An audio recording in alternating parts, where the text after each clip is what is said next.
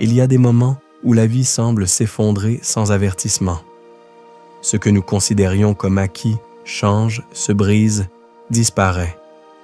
Et au milieu de ce désarroi, surgit une question inévitable. Comment avancer lorsque tout semble incertain? Cette vidéo n'est pas une promesse de solution rapide. C'est une invitation à regarder en soi, à trouver dans le silence une sagesse qui ne crie pas, mais transforme.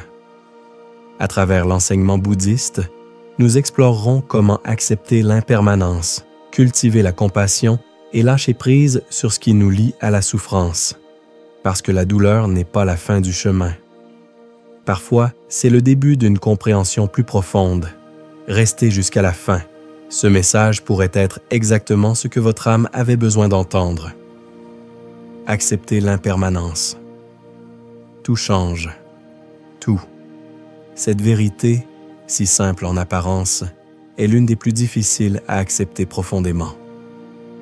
Dans le bouddhisme, l'impermanence, anicca, n'est pas simplement une idée philosophique ou une consolation dans les moments difficiles. C'est une loi fondamentale qui traverse toute l'existence. Rien ne reste inchangé. Tout ce qui naît est destiné à se transformer. Chaque fleur qui s'épanouit se fanera. Chaque émotion qui nous envahit se dissoudra également. Chaque instant, aussi beau ou douloureux soit-il, est éphémère. Et pourtant, nous résistons. Nous nous accrochons fermement à ce que nous aimons, comme si, en serrant plus fort, nous pouvions éviter que cela nous échappe. Il nous est difficile de lâcher prise, car nous croyons, à tort, que lâcher prise, c'est perdre. Mais en réalité, c'est se libérer.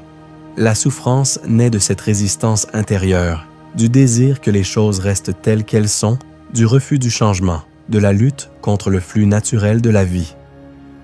Nous pensons, cela devrait durer plus longtemps, cela ne devrait pas être terminé, cela ne devrait pas être en train de se produire. Mais la vie ne suit pas nos scénarios. Elle a ses propres cycles, ses propres rythmes. Accepter l'impermanence n'est pas une forme de résignation, mais un éveil. Cela signifie ouvrir les yeux et voir la réalité telle qu'elle est, sans phare ni attente. Cela signifie savourer le présent avec plus d'intensité, parce que nous savons qu'il est unique. Cela signifie honorer les liens sans chercher à les posséder, comprendre que l'amour, c'est permettre à l'autre de changer, d'évoluer, même si cela implique qu'il s'éloigne. Lorsque nous comprenons profondément cette vérité, quelque chose se relâche en nous. La peur perd de sa force, l'attachement se transforme en gratitude, et la tristesse, lorsqu'elle arrive, n'est plus un ennemi, mais une compagne temporaire qui finira aussi par passer.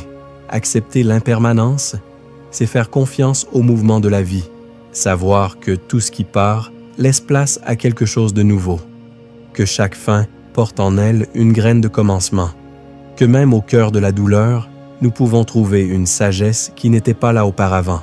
Accepter l'impermanence, c'est le premier pas pour guérir et aussi pour vivre en paix. Le pouvoir de la compassion. Lorsque nous souffrons, la première chose que nous avons tendance à faire, c'est de nous enfermer. Nous devenons durs, protecteurs, comme si ériger des murs pouvait nous protéger de la douleur. Mais le bouddhisme nous montre un autre chemin, celui de la compassion, et pas seulement comme un geste envers les autres, mais comme un remède profond qui commence en nous-mêmes. La compassion, karuna en pali, est la capacité d'ouvrir le cœur devant la souffrance, sans la rejeter, sans la juger, sans chercher à l'éviter. C'est regarder notre propre douleur, mais aussi celle des autres, avec tendresse, sans besoin de tout comprendre, simplement l'accompagner. Au lieu de nous demander « Pourquoi moi ?», nous nous demandons « Comment puis-je accueillir ce moment avec plus d'amour ?» Cette simple question transforme la souffrance. Elle lui donne de l'espace. Elle l'adoucit. Car la douleur, lorsqu'elle est confrontée avec compassion, cesse de nous endurcir et commence à nous enseigner. Beaucoup pensent qu'être compatissant, c'est être faible. Mais il n'y a rien de plus courageux que de garder le cœur ouvert quand on voudrait le fermer. La compassion est active, c'est une force qui n'a pas besoin de violence, une fermeté qui n'a pas besoin de dureté. C'est regarder un autre être humain, même celui qui nous a blessés, et reconnaître son humanité. C'est voir la douleur derrière la colère, la blessure derrière l'indifférence, la peur derrière le rejet. Et ce faisant, nous guérissons aussi une partie de nous-mêmes, car nous sommes tous reliés. Lorsque nous cultivons la compassion envers les autres, quelque chose se relâche en nous. Le jugement devient compréhension, le ressentiment se transforme en paix et l'isolement devient communion. Mais il est aussi vital de se rappeler que la compassion commence par soi-même. Nous ne pouvons pas offrir de la tendresse si nous vivons dans une guerre intérieure. C'est pourquoi, lorsque tu échoues, lorsque tu tombes, lorsque tu te sens au bout du rouleau, au lieu de t'exiger toujours plus, murmure-toi doucement. C'est bien, je suis là avec toi. Traversons cela ensemble. Cette voix intérieure peut être la différence entre sombrer ou renaître. Dans les moments d'obscurité, tu n'as pas besoin de grandes certitudes, juste une petite lumière. Et la compassion, c'est cette lumière. Une lumière qui ne dissipe pas immédiatement la douleur, mais qui nous permet de la traverser avec dignité. Une lumière qui, si tu l'entretiens jour après jour, finira par éclairer tout ton chemin. Lâcher prise sur le contrôle. Il y a en nous une partie qui désire toujours tout contrôler. Notre esprit cherche la sécurité, les certitudes, des réponses claires. Nous voulons savoir ce qui se passera dans le futur, comment les choses se dérouleront, quand nous obtiendrons ce que nous attendons. Et si nous ne savons pas, nous nous sentons perdus, incertains. Le besoin de contrôle naît de la peur de ne pas être préparé, la peur d'affronter l'inconnu. Mais le bouddhisme nous enseigne une vérité profonde, bien que difficile à accepter au départ. Le contrôle est une illusion. C'est une illusion créée par l'esprit pour maintenir un sentiment de domination. Mais en réalité, nous ne pouvons jamais tout contrôler. Nous nous accrochons à l'idée que si nous contrôlons les événements, nous éviterons la souffrance. Mais, ironiquement, ce même besoin de contrôle nourrit la souffrance. Plus nous tentons de nous accrocher, plus nous nous enfonçons dans l'anxiété. La résistance au flux naturel de la vie nous épuise, car la vie est essentiellement changement, mouvement constant, et nous ne pouvons pas l'arrêter. Pense à l'eau. Si tu essaies de saisir un fleuve avec tes mains, que se passe-t-il? L'eau s'échappe, glisse entre tes doigts.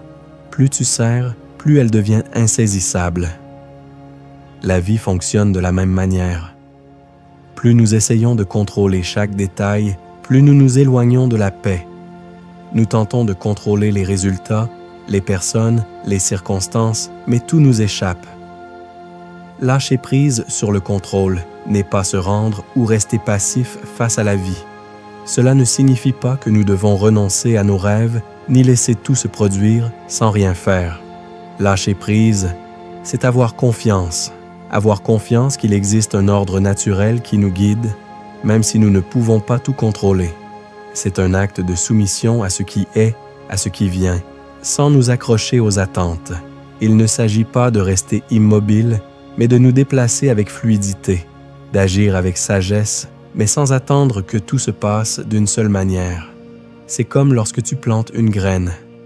Tu ne peux pas voir ce qui se passe sous la terre, mais tu sais qu'en lui donnant l'espace et les soins appropriés, la nature fera son travail. Tu n'as aucun contrôle sur la façon ou le moment où elle germera, mais tu sais que la graine a le potentiel de croître. Dans la vie, les choses se produisent de manière similaire. Nous ne pouvons pas toujours voir tout le processus, mais si nous apprenons à lâcher prise, nous laissons la vie faire sa part. Lâcher le contrôle est également un acte d'humilité. C'est reconnaître que nous ne savons pas tout. C'est nous accorder la permission de ne pas avoir toutes les réponses, de ne pas être parfait. La véritable sagesse réside dans le fait de savoir qu'il y a des moments où nous ne pouvons rien faire, sinon être présents. accepter ce qui vient et avoir confiance. C'est un acte de paix intérieure. La lutte pour tout contrôler nous maintient dans un état constant de tension, mais lorsque nous lâchons prise, nous trouvons la paix dans le vide, dans l'acceptation.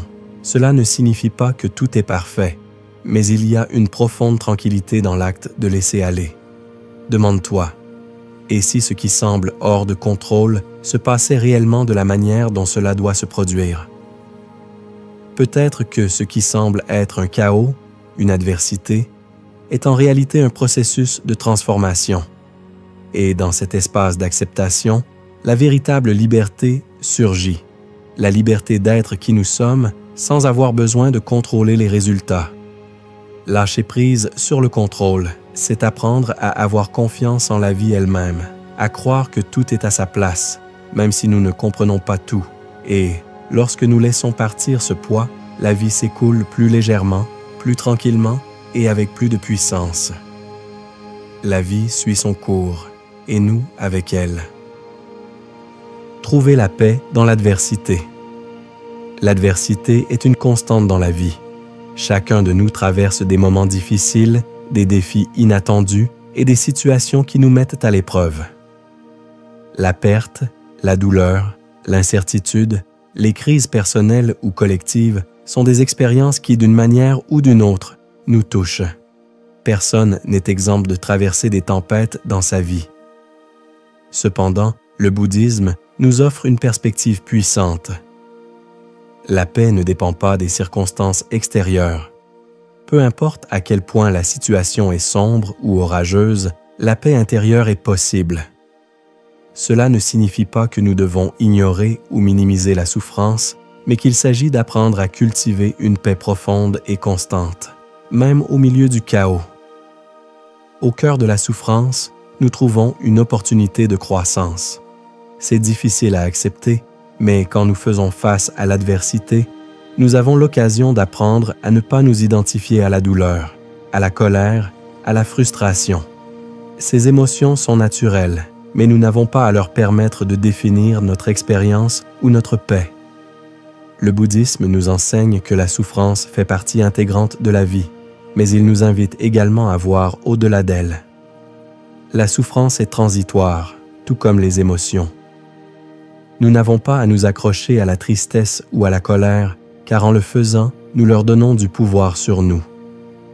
La véritable paix surgit lorsque nous pouvons lâcher prise de notre résistance à ce qui se passe et au lieu de réagir depuis l'ego, nous choisissons de répondre avec conscience.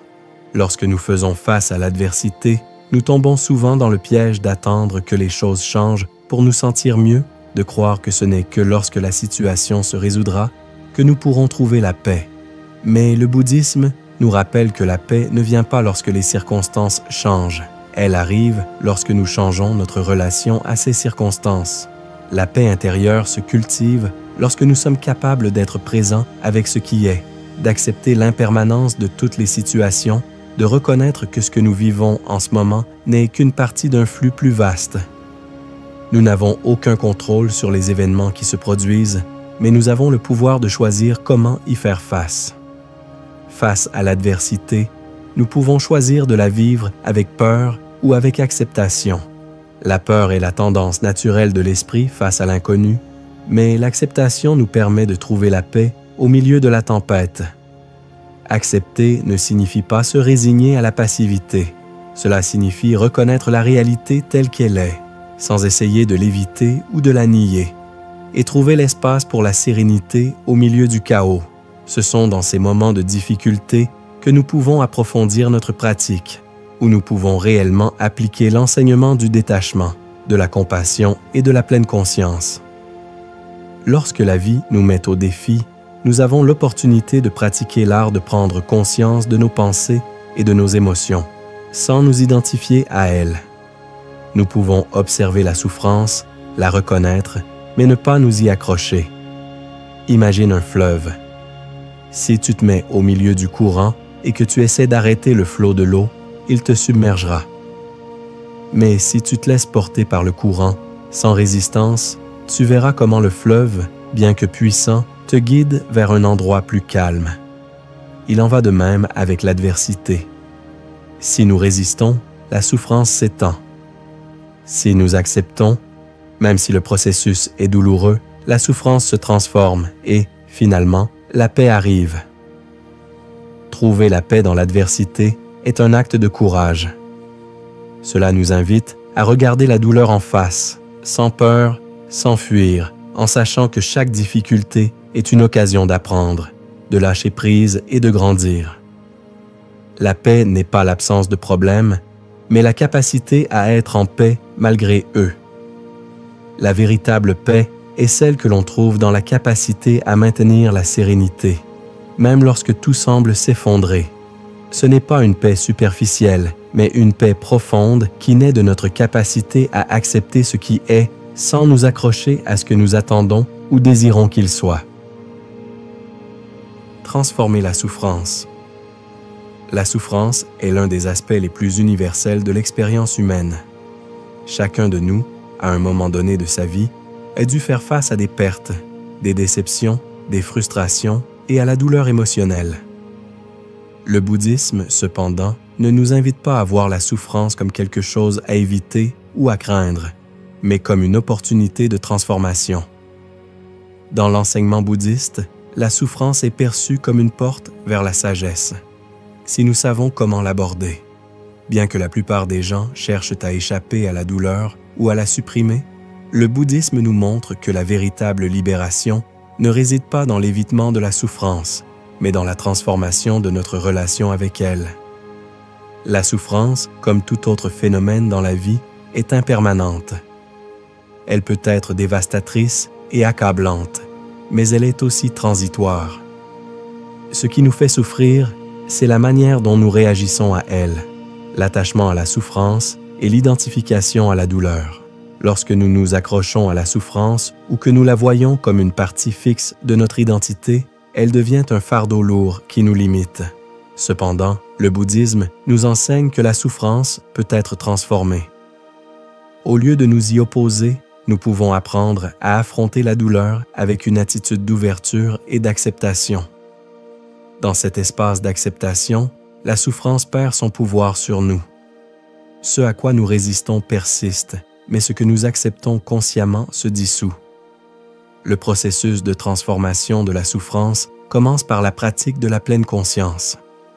En prenant conscience de nos émotions et de nos pensées, nous pouvons voir la souffrance telle qu'elle est, sans le voile de la réactivité émotionnelle. La pleine conscience nous permet d'observer nos expériences sans les juger, sans nous y accrocher. C'est un acte de se détacher de l'identification avec la souffrance et de voir ce qui se passe sans les filtres de la peur ou de la colère. De plus, la souffrance nous invite à pratiquer la compassion envers nous-mêmes et envers les autres. Lorsque nous souffrons, nous avons tendance à nous éloigner des autres, à nous isoler dans notre douleur. Mais la compassion nous relie à la souffrance des autres. Elle nous rappelle que, dans notre essence, nous partageons tous l'expérience humaine de la douleur. En cultivant la compassion, nous pouvons transformer notre souffrance en une opportunité d'ouvrir notre cœur et de partager le poids de l'expérience humaine avec les autres. La souffrance nous enseigne aussi l'impermanence.